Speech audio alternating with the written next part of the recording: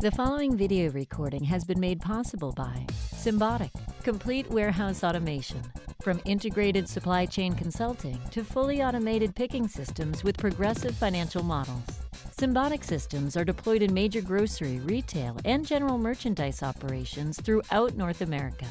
Learn more at Symbotic.com. And by Duchin Productions, broadcast, corporate, and web video production services specializing in science and technology. Start the conversation today. Visit DuchinProductions.com to learn how video can get your business the customers, talent, and investors you've been looking for. I work in AI, and most of my research has been focused on automated planning, planning that enables systems to operate in situations where you have uncertainty, missing information, potentially interacting with others, and so on.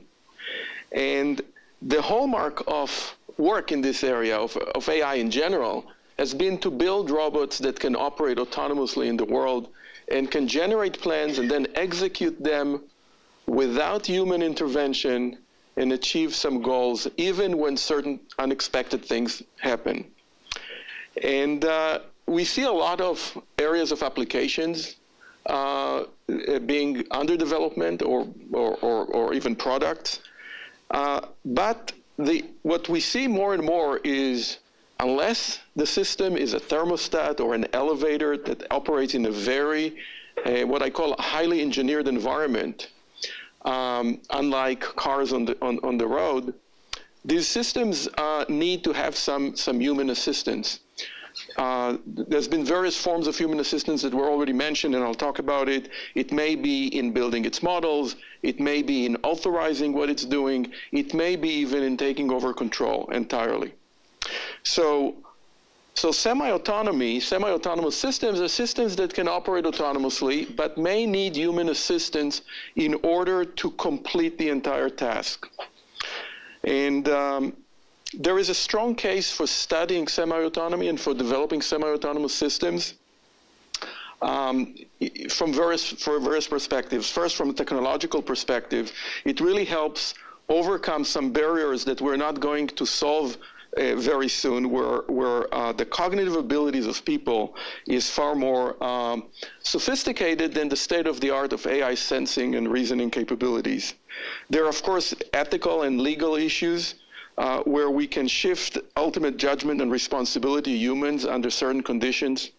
And there are also economical reasons where you may be able to develop a system in the lab, but it's not yet cost effective for that systems to be deployed in the world.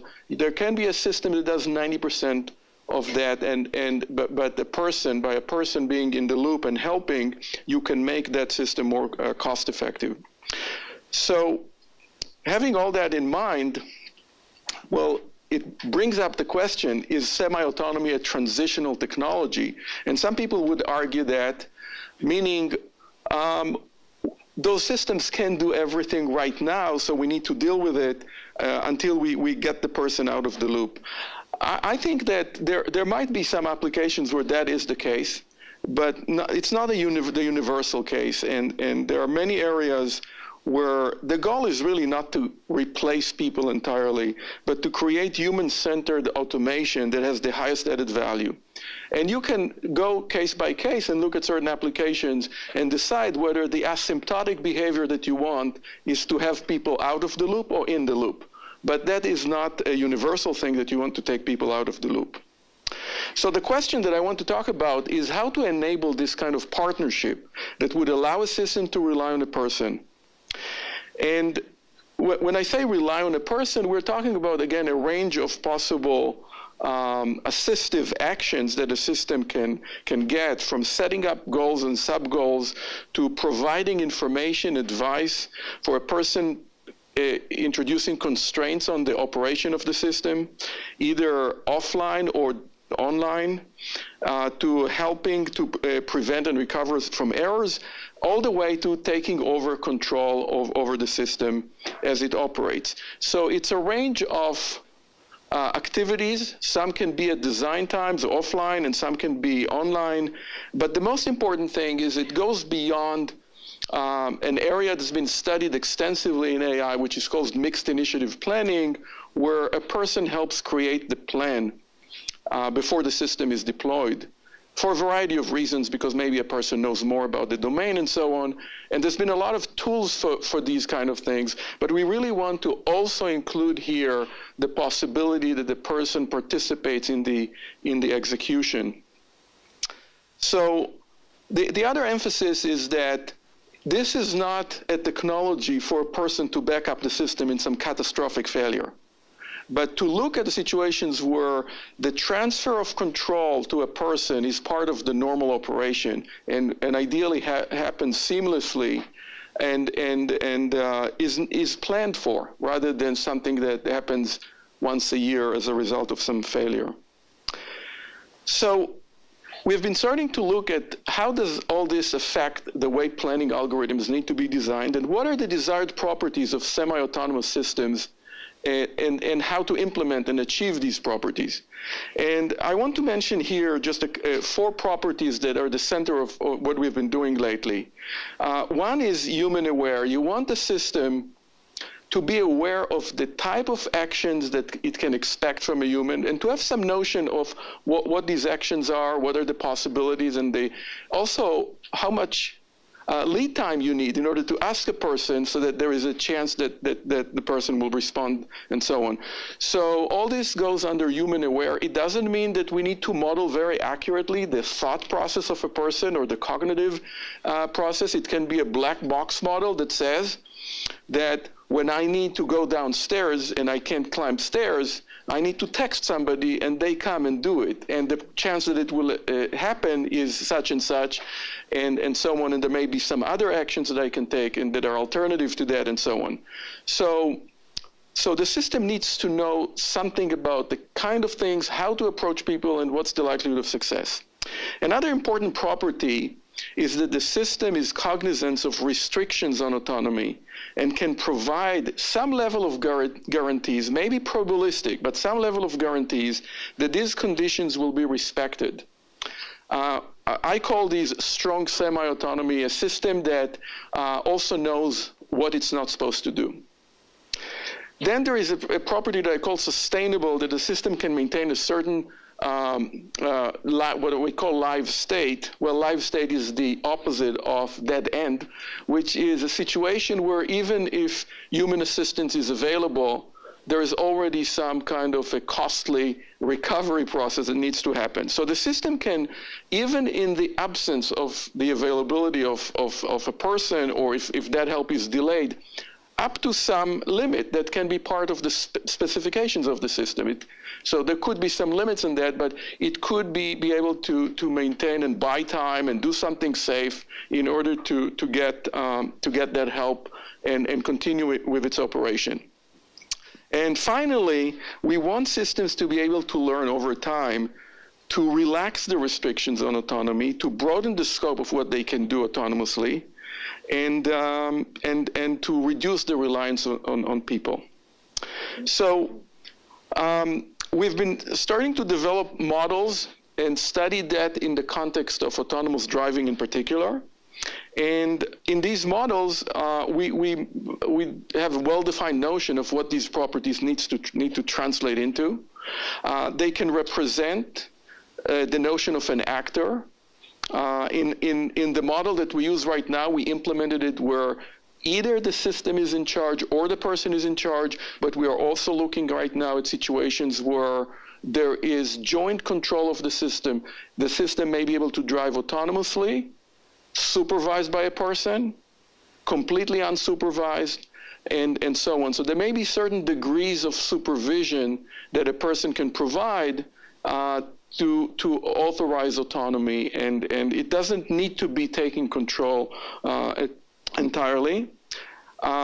We work with Nissan in this project and have actually deployed some of these code on their self-driving cars, but most of the research is done at UMass in a lab that has actually autonomous vehicle simulator. It's an expensive simulator that allows a person to drive in a virtual environment, a real car.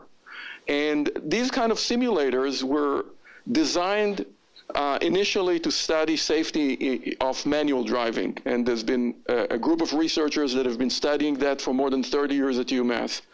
So what we managed to do is to instrument that simulator with autonomous driving capabilities. So a person can actually activate autonomous driving, and it can do only certain things. We deliberately couldn't program it to do everything, and we didn't want it to do everything because we are experimenting with situations where under certain conditions the car cannot drive autonomously. Maybe it cannot change lane in some tests and so on. So it needs to ask and re-engage the person that may not be even paying attention.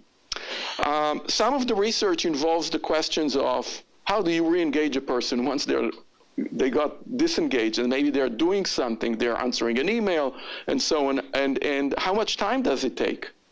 And what the system shouldn't even try to re-engage a person if something is happening and there isn't the 4 seconds or 8 seconds, whatever. We have some models that indicates that is the range of time that a person needs to just look around again at the environment before they start taking over control. So if there isn't enough time for that, the system should be able to have plan B, which is maybe to just stop safely, move to the side of the road, and so on.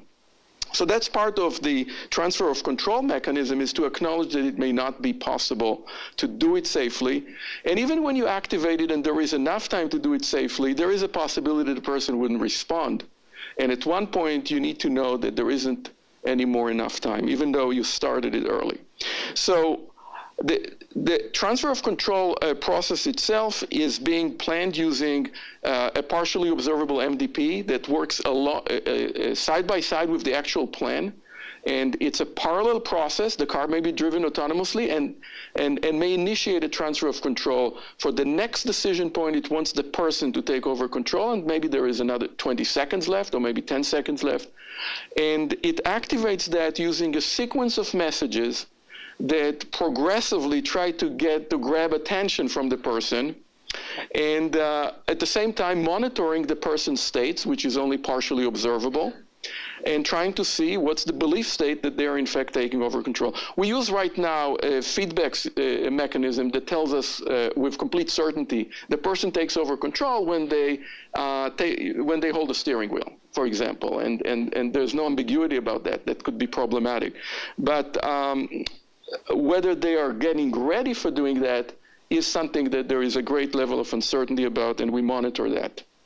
And we experimented with that, and we managed to show that this particular model satisfies some of these properties that I mentioned in terms of maintaining a live state, in terms of creating optimal plans that optimize, that minimize the burden on the person and try to choose routes that would maximize autonomy and so on, given the whatever preference a person has on any given time. A person may be willing to drive to work and spend an extra 10 minutes so that the car can be driven mostly autonomously on highways and they can answer an email. So you can plan for these kind of preferences. So in conclusion, there are a whole set of new planning and learning mechanisms that need to be developed with new properties that were not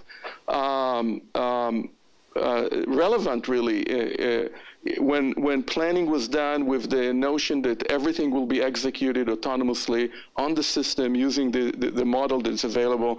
But there is now the person that can be brought in either for input, advice, authorization, or taking over control, and you need to be able to put that in the planning loop of the system. I want to mention briefly 3 other kind of lessons learned. One is that the collaboration process is critical for success. You may have the best robot or the most capable self-driving car and maybe an expert driving sitting in it, but if the process is not designed to leverage the strengths of each one and to transfer control in the right way, you may not have a good product in the end. So that is one lesson. The other one is that to be able to collaborate with people, you need a far better capabilities than we have right now. And that's another area that we study, which is activity recognition or plan recognition. The ability to observe a person with whatever sensors, cameras, and so on, and try to understand what they are doing and whether they are re-engaging or not. And so there's a lot of work on that in AI, and most interestingly, how to integrate recognition into the planning loop, which has not been done so far. It's something that we're working on. There's been a lot of work on recognition on its own right, and there's not a lot of work on planning, but you really need the recognition to be part of the planning. The plan needs to plan actions based on what the recognition is saying and vice versa. And finally, it's really important to build technologies that are human-centered in the sense that as long as driving requires people sometimes, you don't want to diminish people's ability to drive by, for example, asking them once a year to do something that they kind of forgot how to do and so on. So this is something that's been studied a lot in the context of autonomous pilots, and it is relevant in a different way for autonomous driving. Okay, thanks.